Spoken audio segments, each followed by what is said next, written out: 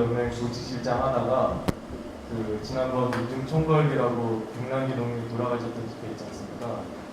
그래서 그것 때문에 구속됐다가 나와서 지금 아직 계속 집행제 기간이고 다 실현한다고 변호사도 포기하고 있었는데 약간 판사를 잘 만났는지 아무튼 판사를 진짜 잘 만났던 것 같아요. 재판을 많이 받아서 별도 많은데 아무튼 집행유예 기간이고 해서 노동자에서 배려진다고 너는 어디 뭐 당분간 살살하고 교육하라 그래서 지금 교육 선정국장 하고 있고요. 장영창입니다. 반갑습니다. 앞에 나와서 말씀하셨던 두 분 다 지금분과 지금 아무튼 우리 건설 노조 하면서 우리 두 분 잘 모르지만 저는 잘 알고 있는 그 선전선동 하면은 저도 그렇게 교육 받았었고요. 노동력을 처음 하거나 그러니까 두 부류의 분들한테 보통 교육을 하게 되는데 하나는 이제 간부들, 그 다음에 하나는 노동조합을 이제 처음 하시는 게 되는 분들한테 하는데 보통 교육이 어떤 거냐면 막 마이크 잡고 막 구호를 연습을 시킵니다. 뭐 종이도 나눠주고 막 그 뭐지 무슨 창살 어쩌고 하고 막 그 발음 연습도 하고 구호도 힘있게 외쳐가면서 동지 여러분 반갑습니다! 막 이렇게 소리치기도 하는데 민주노총 뭐 한국노총은 얘기할 것도 없고 우리 민주노총 안의 모습을 보면서도 가끔 생각합니다. 예를 들면 뭐 어떤 이제 저희도 건설 노조에서 일하는데 건설 현장에도 정규직 직원이 있고 정규직 회사에 계약직 직원이 있고 또 하청 회사가 있고 그 하청 회사에 또 하청을 일하는 저희 같은 이제 일용직도 있어서 굉장히 복잡하거든요. 이제 이해관계가 조금씩 다를 수 있습니다.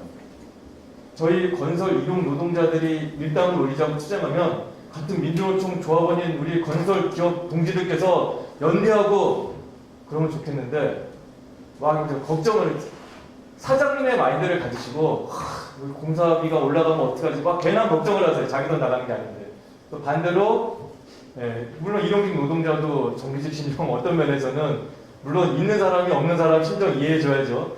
어쨌든 상호 간에 이해폭이 좁은 경우가 많습니다. 그러다 보면 어떤 일이 벌어지냐면 예를 들어서 금속노조 같은 경우는 수년 전에요. 10년도 안 됐어요. 한 5, 6년 전에 심야노동 철폐투쟁이라는 걸 힘차게 했습니다. 8시간 노동 전태일 열사가 그 근로기준법 주장하면서 그런 제가 언젠데 아직도 그 OT 잔업수당 정규직이라고 해봐야 그 기존 계좌금인데 다 OT 잔업수당으로 해서 그 임금들을 채우고 있는데 노동조합에서 그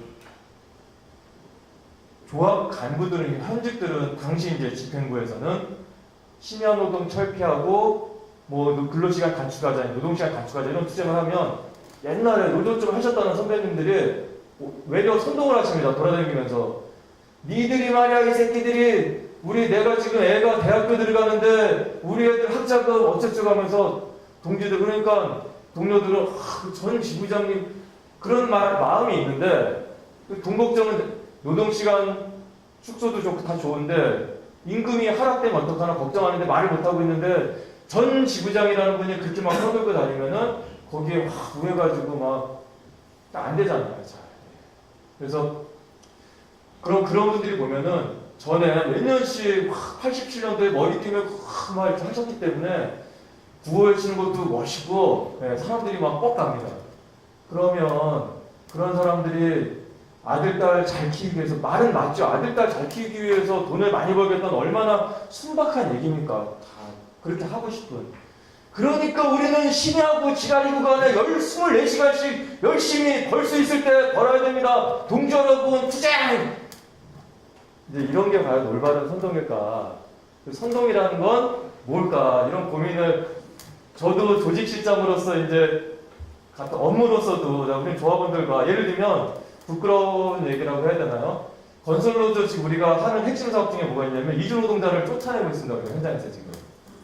우리 입장에서 충분히 이유가 있어요. 저희 입장에서. 그런데 인권단체나 뭐 이런 분들 입장에서 봤을 때는 답답한 거죠. 아주 상황이. 이런 경우에 어떻게 해야 되나? 우리는 이제 그런 멋있게 말하고 앞에 나와서 떨지 않고 이야기하는 것도 중요하지만 그 내용을 잘 잡고 하는 게 조금 더, 그러니까 선동을 잘하려면요, 지금 우리 조합원들이 어떻고, 어떻게 뭘 고쳐야 우리 조합원들의 삶, 나의 삶, 우리 세상이 좀 바뀔지, 그런 거에 대한 고민이 좀 끊임없이 있다면, 뭐 문재인 대통령이 됐는데, 뭐, 이런 거죠. 대충 우리 생각에, 뭐 좀 아닌 분들도 있겠지만, 아마 이제 우리 민주노총 조합원들 대체로 의견이 반은 좋고, 반은 좀 뭐 싫다고 할까요? 반은 좀 아쉽고, 뭐 이런 면이 있을 거예요. 그러면, 어쨌든 문재인이라는 사람이 대통령이 됐는데, 예를 들어서 뭐 이재명 시장보다 문재인이 과연 연설을 잘할까? 네. 아니면, 뭐 남경필 도지사 같은 사람보다 잘할까? 아마 연설로 따지면 이인재 같은 사람이 제일 잘할지도 몰라요. 어떤 면에서 보면은. 노무현 대통령보다도. 선동이 뭘까? 저는 이제 그럼에도 불구하고 이제 시간 관계상 마이크 잡고 나와서 하는 이야기를 뭐 그런 위주로 잠깐 말씀드리겠지만, 노동조합을 하면서 항상 그런 고민을 하고 할 때 노조도 좀 발전되고, 그리고 그런 사람이 그렇게 이제 노조 활동에 대해서 우리 조합원들의 삶, 나의 삶에 대해서 이제 고민하는 사람은 평소에 대화에서 티가 나거든요. 그런 사람들은. 그런 사람들은요, 내가 이제 그렇게 생활하잖아요.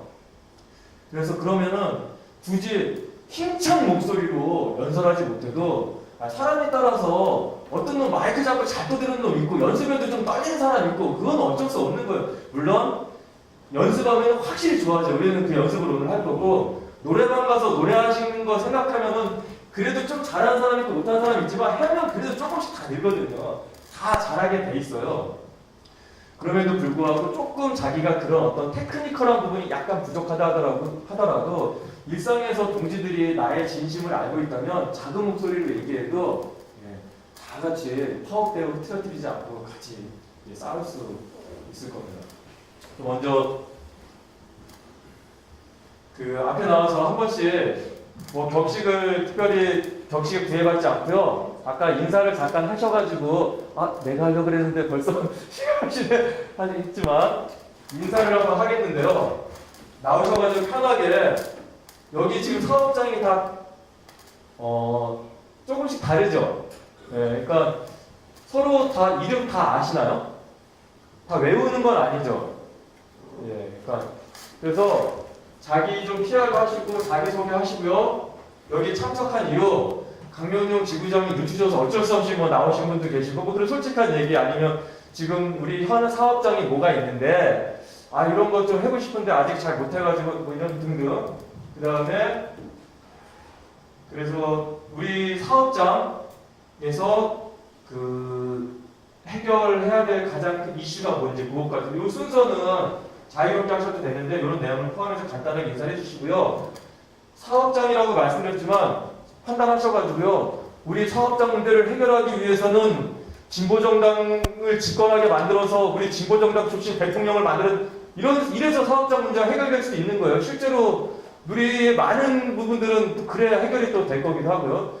근데 뭐 이제 당장에 눈앞에 보이는 쟁점이 좀 보이면 생각이 되는 그런 얘기 하셔도 되고, 자유롭게 조국이 통일돼야 우리 사업장 문제 우리 인생이 바뀐다고 생각하면 편하게 하셔도 됩니다. 단 하나의 쟁점을 잠깐 생각해서, 이슈를 생각해서 말씀해 주시면 되겠습니다. 그래서 우리 요즘 맨 뒤에 계신 분은 이제 진행하시는 것 같고, 우리 지부장님은 빼겠고요. 제가 장례식장님 말고 다른 분들은 다 우리 교육 받으시는 건가요? 교육 대상이 난 아니다 싶으신 분, 우리 교육 대상 아닌 분 저한테 좀 알려주세요. 안 계세요? 그러면 우리 맨 앞에 앉았는데 앞에서부터 시키면 억울하니까 우리 제 뒤에 계신 분 잠깐 나오세요. 잠깐 나오세요. 그리고 한 명씩 나오면 시간이 너무 많이 걸리니까 세 분 나오세요. 같이. 지부장님까지 세분 아니에요? 그런 거 같습니다. 성함이랑 직접 몰라서 인사하시고 자연스럽게 마이크 돌리시고요. 그리고 우리 박수는 끝나고 다 같이 한꺼번에 쓴다 이런 거 없습니다. 한 분 한 분 소중하니까 한 분 한 분 박수 쳐주는 걸로. 박수로 모시겠습니다. 용산에서 교육할 때는 거의 점심 먹어가면서 아침부터 뭐 저녁 가까이 되기까지 했는데, 오늘 시간 1시간 반 정도 이렇게 예상하고 있어서 그 나이대들이 젊으셔가지고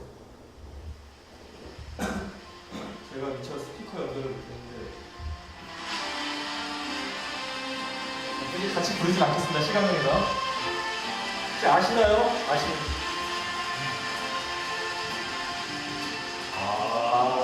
아련다 떠나련다 이렇게 노래를 하는데 노래 똑같은 가사예요. 어린아들 손을 잡고 그렇게 하는 동지들의 손을 잡고 이렇게 했는데 좀 아시겠어요? 아시는 분 노래 유정철이라는 노래 안다.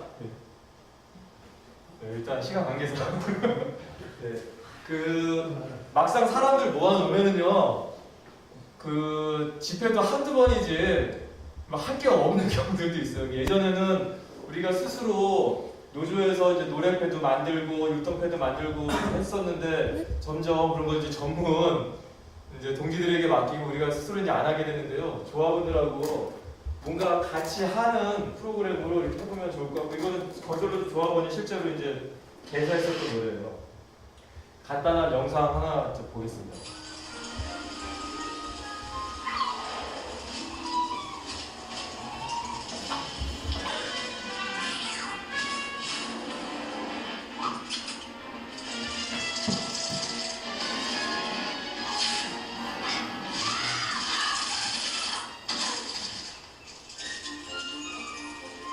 노동조합은 힘이다. 네.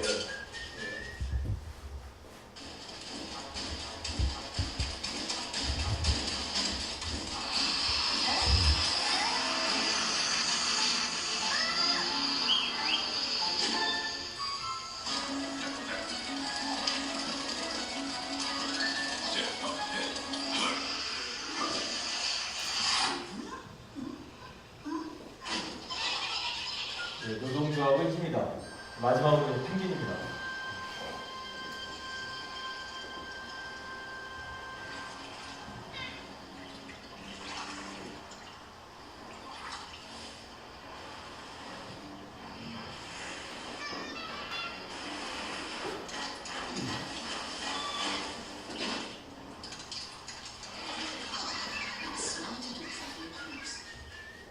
네, 저거 하자는 건데 이제 저게 잘 안 되는 거죠. 이제 저걸 보면서 느꼈던 것 중에 하나가 뭐냐면요. 아까 병원 같은 경우 직종별로 자기 직종이 가장 힘들다거나 너네는 뭐 우리랑 다르잖아 이런 얘기 많이 하신다고 그랬는데 전국의 어느 사업장을 다녀봐도 대체로 비슷합니다. 예를 들면 이제 건설 얘기를 좀 또 드리면 다니시다가 이렇게 공사하는데 눈에 보이잖아요. 그럼 다 노가다 하고 있는 거잖아요. 이제 저희가 노가다 하는 사람인데, 근데 그 안에는 예를 들면 목수들을 형틀 목수들을 만나서 막 조직 상담을 하면 우리는 말이야 특수해가지고 뭐 모이기가 힘들고, 또 철근을 만나면 철근공 그 안에 다 똑같은 노가다로 보이지만 거기에는 약 90가지 정도 직종이 다르고 다 그 인맥도 다르고 일하는 공정도 다 다릅니다. 자기들끼리 뭐가 그래 똑같은 건설 노동자거든요. 심지어는 건설 근로자법이라는 법도 있어요. 거기는 따로. 아니 똑같은 건설 노동자고 같은 법에 따라서 법 한 줄 바뀌는 거에 따라서 뭐 자기 인생이 왔다 갔다 하는데 그 안에서 뭐 90가지가 달려가지고 우리는 단결을 할 수가 없다고 서로 이러고들 있습니다. 근데 이러면서 건설 노동자들처럼 의외로 또 보수적이거든요. 그래서 연세 있으신 분들이 흔히 하는 얘기가 조선놈은 안 돼. 또 이것까지 껴요 이제. 노가다는 안 돼. 그래서 우린 조선놈들은 안 돼. 이거 그렇게 들으면서 하는 얘기가 미국 놈들도 똑같아요 우리가. 그러니까 조선놈이랑 미국 노조에서 오죽하면은 이렇게 이름 만화 만들어가지고 단결하라고 실제 노조에 다른 영상인데 노조에서 교육하느라고 저렇게 이제 자막을 입혀가지고 썼나봐요. 저도 유튜브에서 다운받은 건데 물어보니까 걔네들도 고민이 늘 똑같아요. 조합원이 단결하면은 다 따먹고 다 딸 것 같은데 잘 안 된다는 거죠. 실제 교육할 때 저런 영상 같은 것도 이제 한 번쯤 보셔도 될 것 같습니다. 사람이 갖는 공포 중에 가장 이제 누구나 가지고 있고 해결되지 않는 공포가 귀신법은 무섭고 그런 거 있잖아요. 뭐 그런 것처럼 높은 데 올라갔을 때 이제 고소공포증. 그와 맞먹는 또 누구나 가지고 있는 공포가 이제 무대 공포 이렇게 써 있는 건데, 앞에 나왔는데 마이크를 잡고 떠들 때 가끔 가다가 안 떨리는 종자들이 있어요. 정상 아닙니다, 그 사람들은. 간땡이가 먹거나 뭐 문제가 있는 거예요. 난 떨려요. 우리는 떨려요, 나오면. 정상입니다. 안심하셔도 돼요. 떨리는 게 정상입니다. 그런데 이 고소공포증이랑 무대공포증의 가장 큰 차이, 처음에 서두에 말씀드렸지만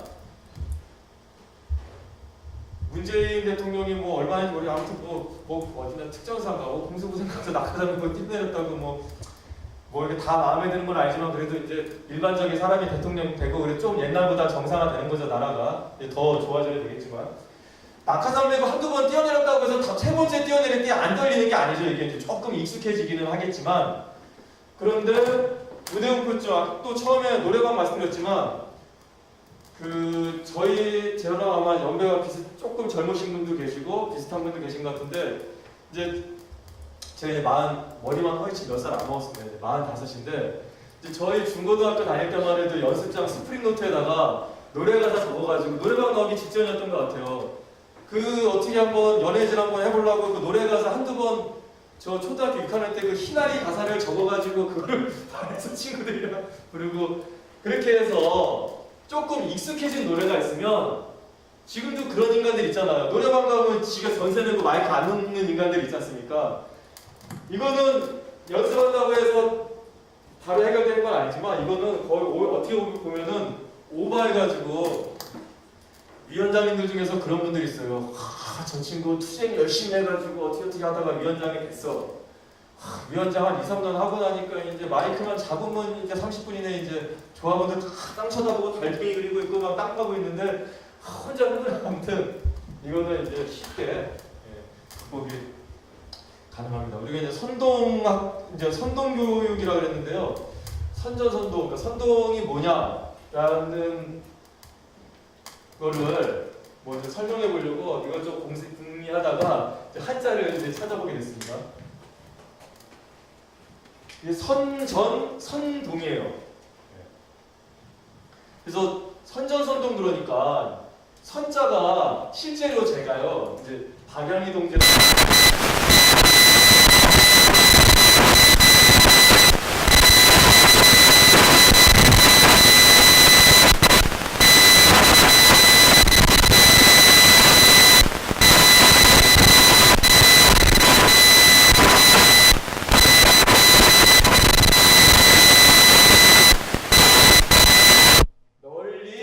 전한다 라는 게 선전이고 선동은 뭐냐면 이제 부장님은 한번 다 봤으니까 얘기하지 많이 알려주지 마시고 근데 이거 제가 같이 보셨었나요? 네, 영상에서 한대요? 아니요, 기억이 안 나요. 아, 그래요? 네. 이거 다른 자료가 그래서 다행이네요. 제가 똑같은 거 안 했어. 우리 사장님이시죠? 네. 제가 되게 젊은 피신 것 같으니까 젊은 피라 학교에서 한지 안 배웠나? 아무튼 요거 어떤 모양을 가지고 이제 그 뜻이 있는 한자인데요. 이게 무슨 모양 같아요, 이게? 남나. 이거 좀 비슷해요. 이게 기두자가 아마 그럴 거예요. 100% 정확한 건 아닌데 아마 그럴 거예요. 깃털이라는 뜻입니다, 일단. 기두자일 거예요. 근데 이게 이제 지포자잖아요. 지포자입니다, 아무튼. 저도 네이버에서 다 찾은 거예요. 네이버 획 검색해가지고 찾은 거예요. 집 안에 깃털이 있어요. 무슨 뜻일까요? 깃털로 집 안에서 할 수 있는 게 여러 가지 뭐 할 수 있을까요? 네. 글씨도 쓸 수 있고 그렇죠. 예. 부채질 할 수 있죠. 그래서 이거 선자, 요거 빼면 요거 선자인데요. 부채 선자예요. 부채 선자. 앞에 이제 이거 불한자거든요, 이게. 불 앞에 부채가 있어요. 이 부채는 뭐 할까요? 불 앞에서? 부채질. 그렇죠. 그래서 이게 무슨 자냐면 부채질할 선자예요. 네. 그래서 선동은 뭐냐면 부추겨서 움직인다. 움직이게 한다. 그런 뜻이죠, 이제. 그래서 굳이 그러니까 선전과 선동은 비슷한 의미도 있겠지만 굳이 구분하자면 선전은 이제 사람들이 조합운동자들에게 뭘 알리는 거죠. 예를 들어서 성과연봉제가 나쁜데 대체로 뭐 느끼고는 있어요. 이제 뭐가 나쁜지. 그래서 성과연봉제 관련해가지고 지금 뭐 전에 이게 투쟁이 한번 잘못 한국노총 민주노총 같이 하냐 마냐 같이 하다가 또 안 하다가 뭐 투쟁이 잘 되는 것 같다가 또 안 되는 것 같다가 정권이 헷갈락 되면서 또 이게 바람을 타기도 했는데 봐보세요. 그러면 이 와중에 우리는 성과연봉제를 이렇게 투쟁을 해야 돼요. 그러면 지금 상당히 전에 비하면 투쟁하기 좋은 조건이에요. 왜냐하면 성과연봉제를 해결한 사업장이 있으니까 그 투쟁 봐라 싸워서 이렇게 성과를 낸 경우도 있다. 우리도 이렇게 해서 성과연봉제 없애자. 예를 들면 그렇게 얘기한다고 한다면 조합원들 다 모아놓고 이 구구절절한 이야기를 뭐 교육 시간이면은 특히 여기는 병원 사업자 같은 경우는 강당에 모아서 처분하 얘기할 수도 있겠지만 일반적인 경우 좀 보편적으로 말씀드리자면 그런 어떤 사안과 관련된 구구절절한 얘기를 마이크 잡고 다 떠든다는 건 한계가 있는 거죠. 그렇게 공부도 안 했는데 우리가 학교 다닐 때도 그걸 안 했는데 여기서 얘기하는 걸 다 듣는다는 거 듣고 이해한다는 거 쉽지가 않죠. 그래서 뭐 노동자 소식지라든가 요새는 뭐 이제 스마트폰 같은 걸로 뭐 카드 뉴스도 만들 수 있고 하겠죠. 이제 그런 거를 이제 하는 거죠. 그래서 예를 들면 성과연봉제의 문제가 문제. 그거를 어떤 운명처럼 그냥 받아들이고 뭐 다 인생이 그렇지 뭐 이거라도 댕기는 게 뭐 잘리면 벼락인데 뭐 이거 댕겨야지 뭐 이러는 분들에게 성과연봉제는 뭐가 문제고 그렇게 저렇게 해서 어떻게 해서 어떤 사업장은 이겼고 어떤 사업장은 졌는데 우리는 이긴 사업장 그대로 하면 이기는 거 아니냐라고 했을 때 기본적인 선정이 된 상태에서 이해하고 있는 상태에서 조합원 그 우리 카드뉴스 다 보셨나요? 보신 것처럼 오늘은 연대사로 특별히 저 민주노총 위원장님은 바쁘시다 그래가지고 아예 그냥 안 보시고 우리랑 똑같은 투쟁, 성과연봉제 투쟁을 승리했던 어떤 사업장 그분 직접 모셨는데 얘기 듣고 그것처럼 우리 해서 투쟁할 수 있겠냐고 물어보면 조합원 동지들이 아 거기서 뭐 할 수 있다고 뭐 특별히 이상한 사람 아니면 하지 않겠습니까? 그게 선동이 되는 거죠 이제.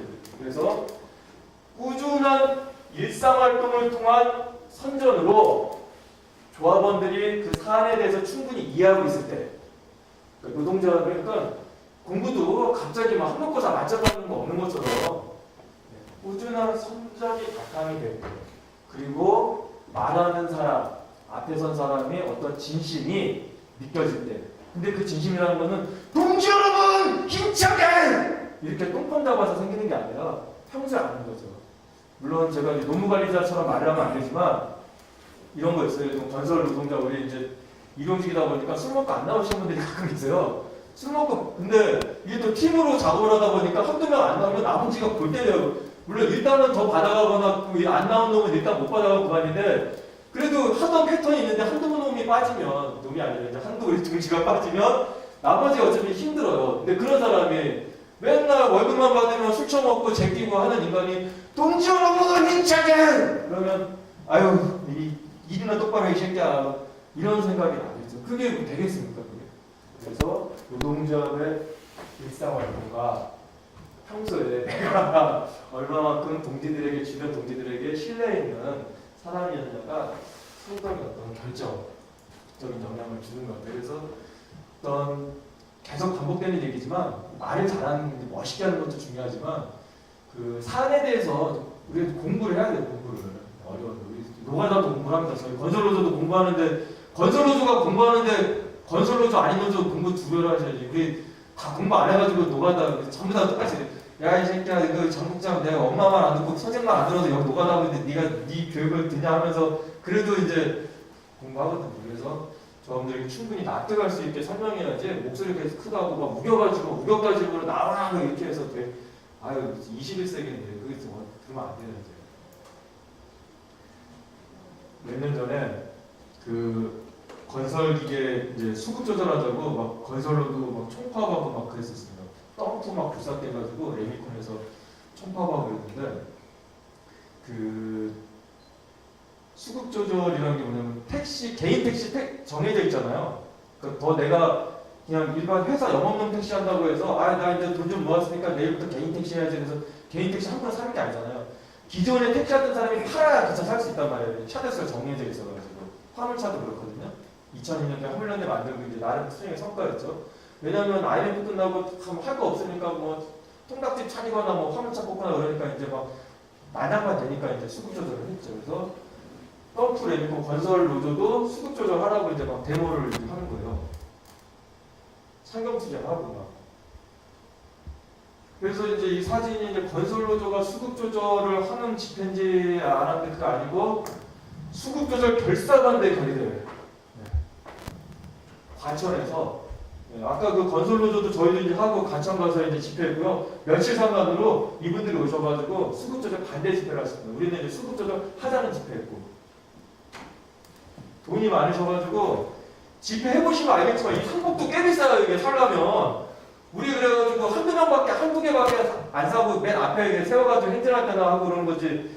돈이 많으셔가지고 상복을 깨로 입고 여기 그 아까 그 무대고 이렇게 막 거기서 행진도 막 하고 건설기계 중소 부품업체 울산에서도 올라오셨어요. 과천까지.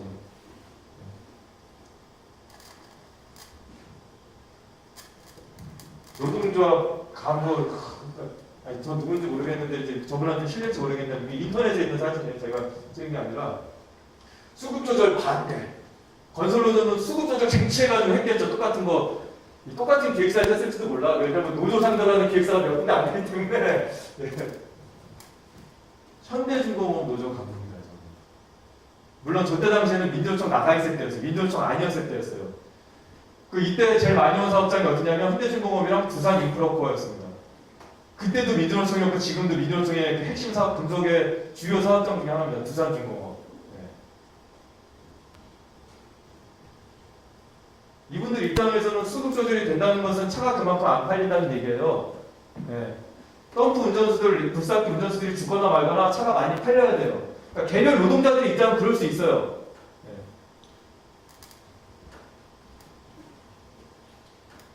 현대중공업 노조 깃발 휘날리면서 노조가 다 조직을 했습니다. 다 민주노총 지금 조합원이 저기 있던 다 2, 3만 명의 사람들이 다 인천하고 울산 창원에서 2, 3만 명 올라왔어요. 우리가 15,000명이 집회했는데 2배가 와서 수급조절 반대 집회를 하고 있습니다.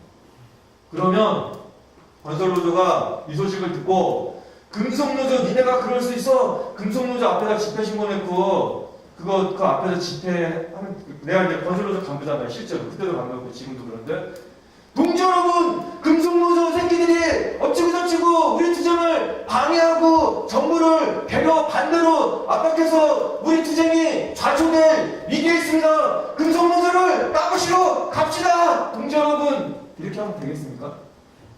근데 현실에서는 그런 일들이 벌어져요.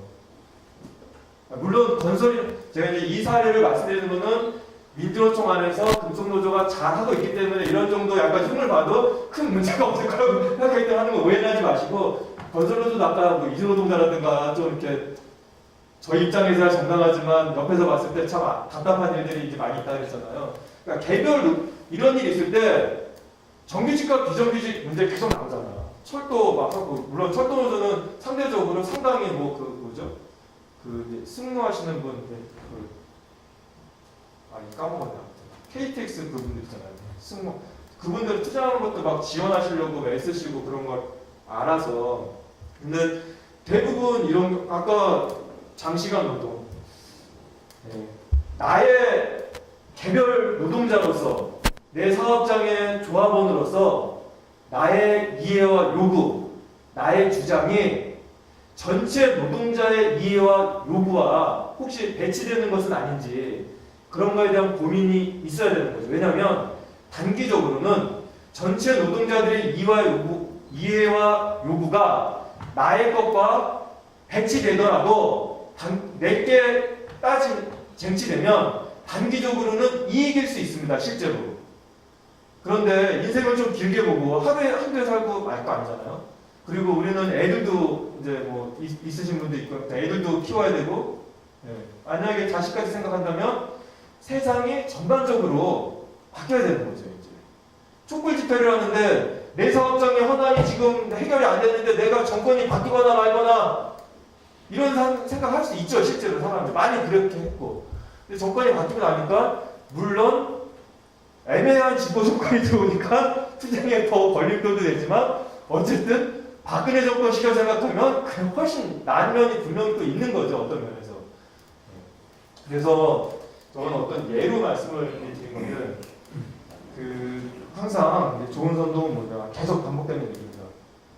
어떻게 전체 노동자들, 전체 국민들이 잘 살 수 있는지 그 속에서 우리는 어떻게 더 하나를 더 할 건지 그래서 나의 승리가 가능하면 전체 대한민국 국민들의 승리도 바로 그렇게 되지 않더라도 연결될 수 있도록 그런 고민을 이제 좀 할 필요가 있는 거죠. 그러면 이제 그 민주당이 좋으냐 어디 저기 뭐 또 민주당이랑 이름 비슷한 민중당이라고 만들어졌는데 이제 거기가 좋으냐 정의당이 좋으냐 저는 뭐 다 당원은 아닌데 이제 그런 고민도 이제 할 수도 있는 거죠. 본인의 이제 지자체 선거가 있잖아요.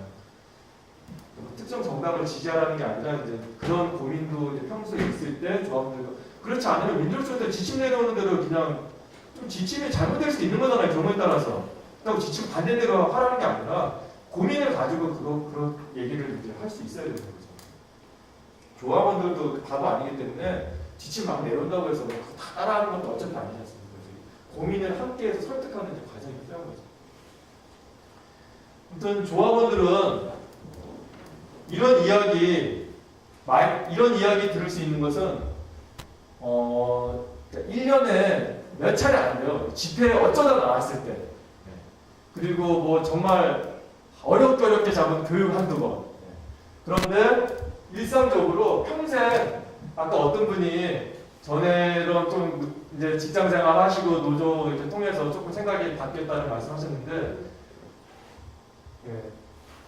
사칙의 논리나 뭐 맨날 그렇잖아. 예를 들면은 뭐 파리의 여인인가 옛날에 박신양이라고 뭐 나왔던 드라마 보시면 이제 재벌 2세 안 나오고 재벌 3세 나오잖아요 드라마에. 그 좀 불쌍하고 이쁜 그런 누나들이랑 또 많이 연애를 해요. 재벌 3세랑 밥 먹어본 적 있으세요? 재벌이 그렇게 많고 재벌 3세가 엄청 많을 거야 아마. 애들 엄청 많았으니까 막 결혼도 막 아무튼 막 정주영 보면은 막 여기저기 막 자식들이 많잖아요.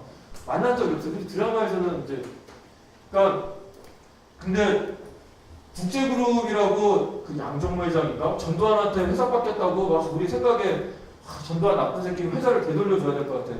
국제그룹 지금 그 조카인가 뭐 누군가 그 친척이 하는 회사 봐요. 노조 탄압하고 개새끼들 가지고. 근데 사회적으로는 심지어 드라마에서도 재벌이 그렇게 나쁘지 않게 나오지 않습니까? 그러다 보니까 그 조합원들은 항상 어떤 이제 사칙의 논리, 자본의 논리에 이제 쩌들어 있는 거죠. 다시 말씀드리지만 우리는 시간으로 따지면 조합원들은 365일 그런 사칙의 논리, 자본의 논리에 젖어 있다고 한다면 우리에게는 한 바가지의 물 정도의 시간이 있는 거예요.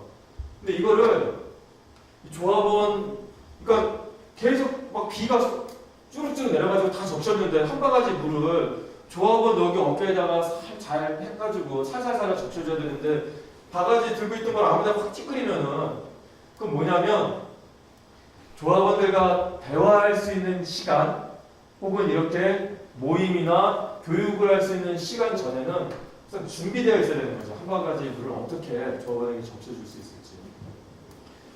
그러니까 연습장에 스크린노트에 노래 가사 적었던 그 심정으로 내일 무슨 얘기를 할지 적는 거죠. 지금 회사의 무슨 쟁점이 뭔지. 근데 이 쟁점을 둘러싸고 있는 정세라는 게 있습니다. 대표적인 게 과대 정세. 성과연봉 예를 들면 성과연봉제 투쟁을 해야 되는데 정권이 바뀌었잖아요. 나름 좋은 정세가 생겼어요. 진 사업장과 잘 안 된 사업장과 잘 된 사업장이 또 있어요.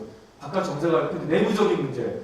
그럼에도 불구하고 아직 우리는 상황이 안 좋아. 병원장이 또라이라든가 병원장이 뭐다 보니까 거기에 뭐 줄되고 있는 사람도 있다든가 그런 문제를 어떻게 해결할 것인가. 그럼 그거에 대해서 조합원들에게 바깥 정세에 대해서 설명하는 거죠.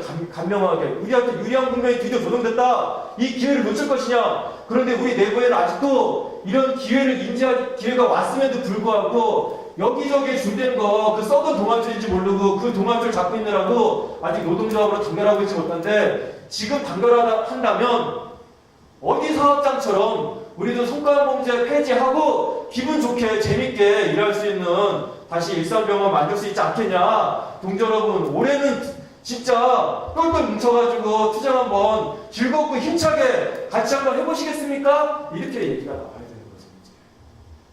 저도 이 얘기가 여기서 마이크 잡고 막 나온 게 아니고 오면서 강산동에서부터 1시간 동안 서서 그 1500번 타고 오면서 이제 무슨 얘기를 할까 이제 일상경험은 무서워가 쟁점일까 이제 생각을 이제 한 거죠. 하물며 이렇게 잠깐 오는 강사도 이렇게 생각을 하고 오는데 생각을 해야 되는 거죠. 그래서 그 이제 사업장마다 또 직종마다 또 다르잖아요. 그 사람들이 여기 이제 왜 있는지, 그리고 어떤 심정인지, 그리고 심지어는요, 가능하면 이제 어떤 회의나 이런 집회나 이런 걸 진행하시거나 잠깐 나와서 이제 발언하실 때 그 사람이 지금 주말인지, 그럼 막 애도 생각나고 할 텐데 그런 얘기 해주는 거예요. 이제. 집에 애 띄워놓고 와가지고 많이 생각나실 텐데. 근데 경우에 따라서 애가 같이 불러다 놓고 할 수도 있는 거고, 조합을 야근을 한 상태다. 감안해서 해야죠. 좋은 얘기면 뭐합니까? 동지가 피곤한데. 그런 것들을 감안해야 되는 거죠. 그래서 하셔야 되고요. 그 종이를 한 장씩 좀 다 준비될까요? 나눠줄 수 있을까요? 적어가지고요. 앞에 나와서 제가 이제 뭐 약간 시범이라 그럴까요? 하고 앞에 나가서 한 다음에 제가 제 핸드폰으로 찍겠습니다. 저가 아마 다시 편집해서 보내려면 번거로울 테니까 원래는 말씀하시는 것들을 좀 이렇게 보면서 아까 제가 뭐 내용이 중요하다고 얘기했지만 똑같은 말이더라도 상대방이 좀 듣기 좋게, 그리고 좀 자세나 말투 등등에 대해서 같이 이제 좀 교정해주고 그 다음에 다시 한번 하고 이렇게 하면 좋은데, 그렇게 하려면 한 서너 시간 정도 보통 잡고 해야 되거든요. 그래서 오늘은 그렇게 하기에는 좀 어려울 것 같고요. 기본적인 다 같이 한 다음에 전반적인 뭐 평가 같이 이제 고칠 부분 이야기하고, 영상은 그 뭐 카톡이나 이런 거 통해 가지고 이렇게 사업장별로 이렇게 보내드리도록 이렇게 할게요. 쓰시는데요. 나는 누구입니다 하는데 우리 민주노총 인사가 똑같습니다. 동지 여러분 반갑습니다. 건설노조 교성국장 장영천 동지들께 힘차게 투쟁으로 인사드리겠습니다. 투쟁! 이렇게 하는데 이렇게 하셔도 돼요. 동지 여러분 반갑습니다. 어디 사업장 누구 동지들께 힘차게 투쟁으로 인사드립니다. 이렇게 되는데요. 꼭 이렇게 하셔야 되는 건 아닙니다. 그래서 처음에 나와서 일부러 인사를 시켰어요. 이 선동교육을 다 열심히 받으셔가지고 전국 어디 가나 인사가 다 똑같습니다. 이렇게. 굳이 그럴 필요가 없어요. 절대로. 근데 이런 건 있죠. 이제 뭐 어떤 쟁행위를 하고 또 진짜 어떤 사측이나 뭐 주변 어디 뭐 정보과도 저 뒤에 나와 있고 뭐 어떤 힘찬 단결된 모습을 이제 보여줘야 되는 상황이다 그러면은, 그리고 지금 뭐 일선병원도 뭐 약간 그렇게 아무튼 그런 투쟁을 해야 되는 경우도 있을 수 있으니까 그럴 때는 다음부터 그렇게 해주시고 상황에 따라 맞춰서 해주시는데요. 집회를 한다고 생각하시고 가능하면 인사를 적어주세요. 그 말씀하실 때요, 한 가지 정도 팁을 드리면은요, 대조해서 얘기하면 어떤 사람들이 금방 이해합니다. 그러니까 두 가지 정도 말씀드릴게요. 대조법이죠. 대조법 말하자면. 사돈이 땅 사면 배 아프죠. 예를 들면 정규직 건설 현장, 이제 좋지 않은 예지만 건설 현장 우리 조합원한테 펌프질 할 때 현대건설 아파트를 짓는데 저 정규직은 사무실에 앉아서 연봉 7천만 원을 벌어가는데 우리는 얼마를 벌어갑니까? 이러면 조합원들이 하면서 뭐 사무실 쫓아간다고 이제 JTBC 맨날 손석희 이제 하는 게 패턴 가만히 나중에 이제 텔레비전 봐보세요. 담배세로 연간 9조 5천억의 세금을 걷어갔는데 종합부동산세로는 1조 3천억밖에 안 걷어갔습니다. 여러분들의 담배세를 다 뜯어가지고 지금 다 먹여서 나라가 굴러가고 있습니다. 사람들이 열받죠 이제. 박근혜 얼마나 미웠겠습니까? 이런 사람이. 그래서 어디 사업장은 성과연봉제 폐기했는데 우리는 그렇다고 나무라면 안 되죠. 어디 사업장은 성과연봉제 폐지했는데 동지들 우리는 뭐 하는 겁니까? 이렇게 되면 얘기 꼬이는 거예요 이제. 그때는 어디를 했는데 이렇게 한다든가, 성과연봉제가 폐지됐을 때랑 안 폐지됐을 때, 성과연봉제가 폐지된다면 우리는 이렇게 저렇게 해가지고 서로 친하게 지낼 수 있는데 성과연봉제가 있으면 우리는 다 적대는 겁니다. 이렇게 비교해서 얘기할 수 있는 거죠. 그리고 또 하나는 조합원들이 이해할 수 있게 설명해 주는 게 필요해요. 예를 들면 9조 5천억이라고 그러고 1조 3천억이라고 그랬는데 저게 무슨 돈인지 우리가 개념이 없어요 지금. 실제 상황이 어떠냐면은 사람들이 보통 한 5억까지는 압니다. 그게 얼마나 아파트 한두 번씩 사고 팔아 보신 돈 있는 분들은 사고 팔아 봐가지고, 근데 한 10억 정도 넘어가잖아요. 그때부터 다 돈이 똑같아요 우리는 실제로. 그래서 1조 3천억이 얼마의 의미인지, 아파트를 몇 채 살 수 있다던가 이렇게 설명을 해줘야 돼요.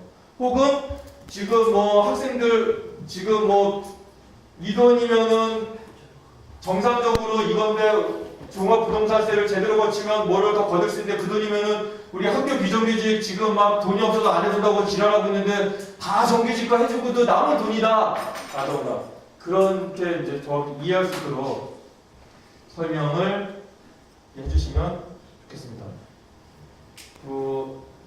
제가 마음이 급해가지고 일단 하나만 간단한 거 나오시면은요 그 발바닥에 본드 칠을 한다고 생각하세요.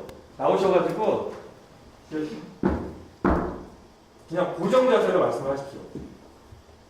자연스럽게 이렇게 다니시면서 얘기하고 적당한 제스처를 하는 건 굉장히 좋은데요. 이거는 안 배워도 많이 해보면 다 그렇게 됩니다. 처음부터 그렇게 하려고 하면 어색해요. 예. 정신 없습니다. 본인 자체가. 그냥 다리는요 막 떨려. 어차피 떨려요. 그러니까 다리 벌리고 이게 좀 더 안정돼 있습니다. 예, 사람이. 그렇죠. 그래서 다리 내가 이렇게 약간 벌리고 서 있으면 좀 건방져 보이지 않을까? 하나도 안 건방져 보입니다. 그런데 이거는 이제 이때부터 이제 안 됩니다. 어떤 때 이런 문제가 생기냐면요. 집회하다고 조합원들을 생각해가지고 조금 전처럼 나래비를 줄을 세웁니다. 그러면 저기서 발언하는 동안에 다리 한편가 잠깐 이러고 있습니다. 이제 나는 작가인데 싸가지 없는 놈 되는 겁니다. 이제 그 순간. 뭐 그렇게 생각하지 않겠지만 기왕에 앞에 나와 있으면 조금 어차피 5분 10분이잖아요. 이렇게 서 있다가 정 다리가 저리면은요 이렇게 그냥 다리 잠깐 움직이면 괜찮습니다. 그렇게 하고 시선이 중요합니다. 조합원들 이렇게 한번 쭉 쳐다보세요. 근데 상당히 어색합니다. 이게 우리가 쳐다보는 게. 특히 우리 남자들 많은 철도도 마찬가지 남성들 많은 사업장에서는 같이 얼굴 쳐다보면 엄청 이상해요. 기분 이상해. 별로 평소에 친하지도 않고 심지어 쟤는 나랑 파지도 않아 그런 막 이제 안 쳐다보고 싶어요. 예. 예. 그러면 팁을 하나 드리면 맞박을 이렇게 쭉 쳐서 맞박을 해. 그러면 자기 보는 줄 알고 괜히 좋아합니다. 그래서 나오시면 하나 빼먹었네. 첫 번째 숨을 쉬십시오. 숨. 잊지 마시고 숨을 쉬세요. 긴장이 되면 막 떨립니다. 떨리면 심장박동도 실제로 빨라진다는 거고요. 말이 빨라집니다. 말이 꼬입니다. 그 말이 한번 꼬이고 나면 긴장이 돼서 다 이제 헛방이 됩니다. 그래서 숨을 쉬면 어쨌든 잠시지만 이완시키는 효과가 확실히 있습니다. 숨을 한번 쉬시고 자리를 잡고 또 한번 싹 쳐서 맞박을 한번 싹 보고 동지 여러분 반갑습니다. 이렇게 인사를 하는 거죠. 그 마이크는 두 손을 잡으셔도 되고요. 줄이 있는 경우에 마침 줄이 있네요. 이렇게 노래방 생각나셔가지고 노래할 때 그렇잖아요. 한 손이 상당히 한 손 처리가 어색해요. 내가 댄스 가수도 아닌데 뭐 노래할 때 이렇게 하게 됩니다. 이렇게 그 생각 얼떨결에 마이크 잡고 근데 하다 보면 괜히 본인이 어색한 거라서 동지 여러분 이렇게 반갑습니다 하면서 줄을 이렇게 계속 빨아요 막 이제 그러면 굉장히 산만해져니까 마이크 잡고 이렇게 얘기하셔도 되고요. 두 손 잡고 얘기하셔도 되고 적은 거 있으면 이렇게 보고 얘기하시는데요. 지금도 적은 거를 갖고 나오실 텐데 집회 때 가장 많이 하는 것 중에 하나가 이런 단상을 앞에다 놓고 하셔도 됩니다. 근데 이제 그렇게 준비하기 어려운 경우에 이거를 차라리 정식 판대기 같은 거에 들고 나오셔도 돼요. 다 무슨 뭐 그 백단아저씨처럼 막 술술 그렇게 우리가 그런 거 그 직업 전문 실컷도 아니고 아니 우리 백대 선생님이 이제 워낙에 훌륭하시니까 제가 농담처럼 말씀드렸고 근데 이제 저거 갖고 나왔는데 저거 갖고 나왔다는 거는 그 집회를 위해서 동지들에 대한 애정을 갖고 준비해 왔다는 건데 본인 스스로가 저거 많은 민족적 집회가 보니까 말 잘하거든 막 아무것도 안 보니까 나도 괜히 그렇게 해야 될 것 같아가지고 저거 갖고 나온 거를 이렇게 하고 보세요. 근데 다 보이거든요 밑에서 이렇게 한 것도. 근데 이렇게 하면은요 이렇게 하고 있으면 조합원도 갔다가 이것도 이게 되는데 이렇게 하고 있으면은요 이게 되는 거예요 그냥. 그리고 노래할 때도 선생님이 음악 시간을 했잖아요. 가슴 펴 그랬잖아요. 이게 다 오므라들어가지고요 소리가 안 나옵니다. 그러니까 이렇게 보고 똑바로 보고 하세요 그냥. 괜찮습니다. 조합원들이 그거 가지고 정말 있으면 안 보입니다. 당연한 거죠. 그걸 하는 겁니다. 예, 이번에는 앞에서부터 시간 관계상 지부장님은 빼고 하겠습니다. 두 분이랑 나와줄 수 있는 우리 투쟁의 흥을 돋구기 위해서 우리 민중가수 박준을 모시고 싶었지만 시간 관계상 생략하고 대신 우리끼리 아까 처음에 했던 노래 다시 한번 율동과 함께 해보면 좋겠습니다라고 하면서 율동 하나 정도 간단한 거 뭐 그런 우리 주변에 잘하는 분 있으면 있고 뭐 한 번 정도는 뭐 선언이라든지 불러가지고 배워도 괜찮고 그래서 그런 것 좀 하고요. 그다음에 그리고 이 집회가요. 요새는 다 뭐 좋은 스피커 쓰고 그렇긴 하지만 옛날 생각하면 스피커 나빴지만 더 함께하고 목소리 목 쉬어가면서 그러던 때 집회가 어떻게 보면 더 조금 뭐라 그럴까요? 더 활기 있고 그랬을 수도 있던 것 같아요. 그래서 항상 유념해 두셔야 될 것 중에 하나가 우리가 꼭 구태의연해 보일 수 있지만 굳이 그걸 외치는 거는 조합원들이 그거라도 하지 않으면 정말 앉아서 굉장히 피동적인 이제 집회가 되는 거거든요. 그래서 중간중간에 그 팔박자고 같은 것도 한 번 정도씩 해주시면 좋을 것 같아요. 동지 여러분, 우리 해고자를 복직시키려고 우리 해고자 동지들을 복직시키고 우리 성과급범죄를 폐지하려고 하는 것은 생각해보면 우리 인생 한 번뿐인 우리 인생을 행복하게 한번 살아보자는 우리 모두의 간절한 뜻일 겁니다. 그래서 이번에는 팔박자곡을 해볼 텐데요. 행복하게 살아보자 이렇게 해보겠습니다. 제가 행복하게 살아보자 시작하면 행고 이렇게 한 글자씩 하시고 그 다음에 행복하게 두 글자 이렇게 그 다음에 네 글자 마지막 8글자 조금 잘 모르시는 분들도 적당히 따라하다 보면 다 아실 수 있습니다. 우리 한번 해보겠습니다. 팔박자고 행복하게 살아보자 시작! 행복하게 살아보자 행복하게 살아보자 행복하게 살아보자 행복하게 살아보자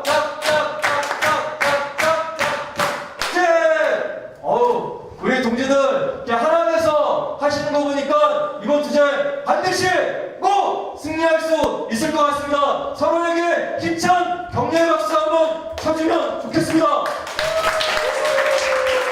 번씩 해주는 거죠. 저분들 잠도 깨고 그리고 사람이 자기 입으로 한번 떠든 거에 대해서 한번 되새겨보게 되지 않습니까? 그리고 철도처럼 이제 우리 병원도 그런 경우 있겠지만 철도처럼 야외에서 일하는 다 야외는 아니겠지만 그래도 야외에서 이렇게 뭐 서서 하게 되는 경우가 이제 곧 추워지잖아요.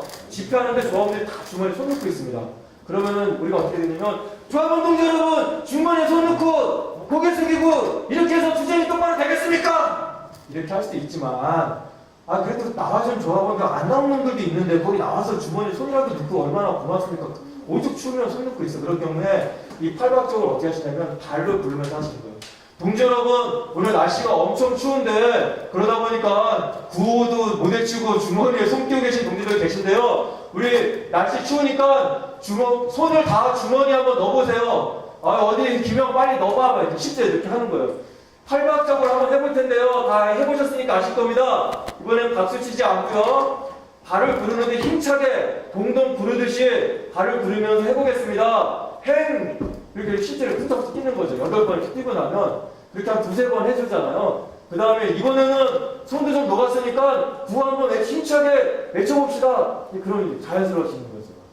그렇게 정도 한 번 정도 해주면 좋겠고요. 동지 여러분, 우리 오늘 투쟁의 이제 마지막 발언입니다. 제 마지막 줄, 제 동지를 힘찬 박수와 함성으로 모시겠습니다.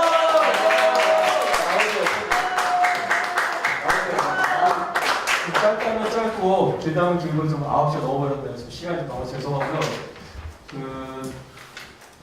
제스처라든가 자기 말투나 이런 것들 영상을 제가 반드시 보내드릴 테니까 한 2-3분 정도씩 묶어서 이렇게 보내드리고 각자 지금 인터넷에 올리는 건 아니니까 이렇게 한 명씩 끊어서 하겠습니다.